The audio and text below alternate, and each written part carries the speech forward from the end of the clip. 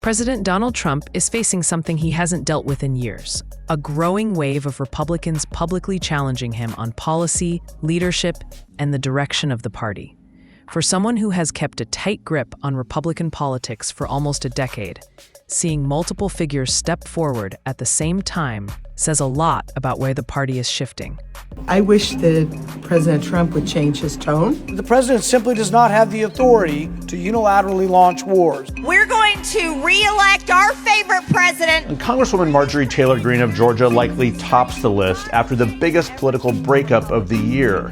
Now, she'll be leaving Congress in early January, but she believes more Republicans are willing to tell President Trump no. I think the dam is breaking. And Congressman Thomas Massie of Kentucky has long been one of the biggest thorns in Trump's side, leading the charge to release the Epstein files and voting against some of the White House's biggest priorities, like the One Big Beautiful Bill Act. This bill is a debt bomb ticking.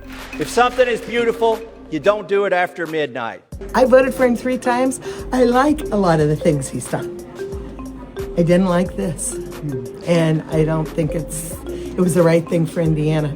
Senator Rand Paul of Kentucky is on the list for many reasons, but lately he's been speaking out in the loudest voice against the president's aggressive moves toward Venezuela and those deadly strikes on what the Pentagon calls drug smuggling boats. Drug traffickers aren't equivalent to Al-Qaeda, and the executive branch does not have the authority to kill at will anyone, anywhere, at any time, for any reason.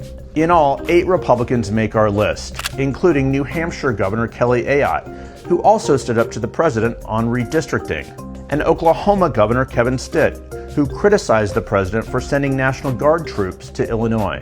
And finally, Iowa Senator Chuck Grassley, a longtime Trump ally, who is telling the president no, that he will not change Senate tradition and rules to help push through his. This isn't just quiet disagreement behind closed doors anymore. These are direct challenges from inside his own circle. The interesting part is how these Republicans are not only questioning his decisions, but also the consistency of his positions. After years of watching Trump shape the party around himself, many of them are now openly asking if his approach still represents what the party should stand for. It's a sign of frustration that has clearly been building for a while.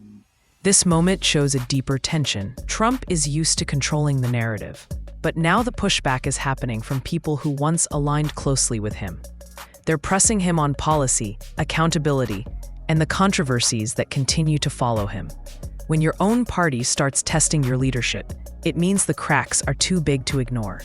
What this really exposes is how much the political landscape around Trump has changed.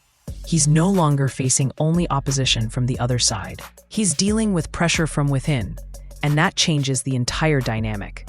The challenges from these Republicans don't just target his decisions. They question whether his influence should continue guiding the party's future. And that shift may be the biggest warning sign he's faced in years.